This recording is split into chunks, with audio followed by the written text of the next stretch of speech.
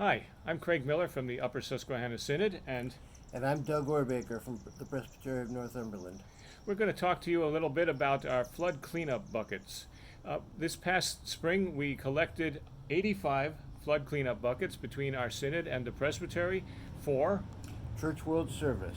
and those 85 buckets make up what, about 1% of all that were collected across the whole country this year. This year, yes.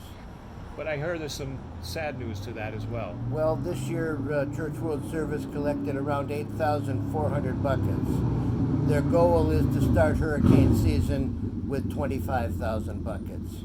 So it sounds like we could do a little bit better for them, at least to hope do our part. We hope so. And so we're going to first show you what goes into a flood cleanup bucket, and then we'll tell you a little bit about where these go, and then we have a challenge for you at the end of this video. So what does a flood cleanup bucket look like, Doug? It's a standard 5-gallon bucket. It can be a new one like this, or from a used drywall bucket or anything like that, as long as it's clean. Let's show them what and goes has in. a lid that seals Oh, a it. lid. Yes, very important. Let's show them what goes into a bucket, Doug. Okay. Powdered laundry detergent. The list has a recommended size.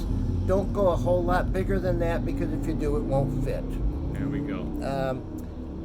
Powdered laundry detergent, liquid dishwashing detergent, other liquid cleaner, Like a Pine Sol. Pine Sol, yeah, Okay. Mr. Clean, something like that. Garbage bags, good size 30 to 40 gallon garbage bags, and throw the box away. Boxes take up a lot of extra room, so put those in. Okay. Sponges, depending on how the size, you may want to open up a package and put them in separately, or maybe you can put them all in together. Scrubby pads, face masks. There are a lot of those you can A lot find. of those around. They're pretty easy to find this year. Last year, finding dust masks was very difficult. And we didn't need N95 or anything like that. It's a plain old dust Plain mask. old dust mask, yeah. Okay. Clothespins and clothesline. And the clothespins are not for putting on your nose because of the smell. Well, they could be, I suppose, if you needed that. Okay. A scrub brush, some plastic gloves, or rubber gloves rather, work gloves, a little bit of insect repellent, because floods always make a big bunch of insects afterwards. Insects love the water, and some reusable, just scrubby cloths. And look at that. It all fits in one bucket. That's fantastic. Where's the lid? The lid's right down here. And there you have it. Put it on. Put the lid on with a little duct tape.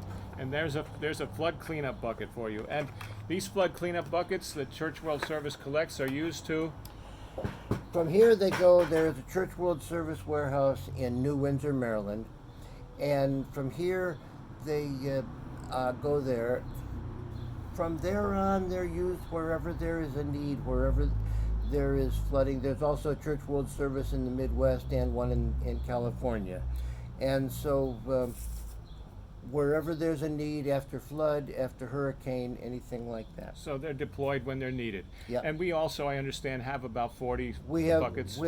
I think almost 50 here in the Bloomsburg area, so that if any church in the Synod or in our presbytery calls and says we've had flooding in our area and we need them, we can have them on the way to them that day. Okay, that's great. So we're going to challenge our congregations this year to do better for Church World Service and ask each congregation to participate, but our Synod and our Presbytery are each being challenged to come up with 100 buckets, a 100 bucket challenge by next spring. The Church World Service truck comes through at the end of April, beginning of May, and so we challenge our congregations together to come up with 100 buckets, or 200 between the Presbytery and the Synod, by Easter of next year, next spring. We hope we can do that, and we also hope that congregations all around the country can do more for Church World Yes. Service. And we would hope that they never get used. We would.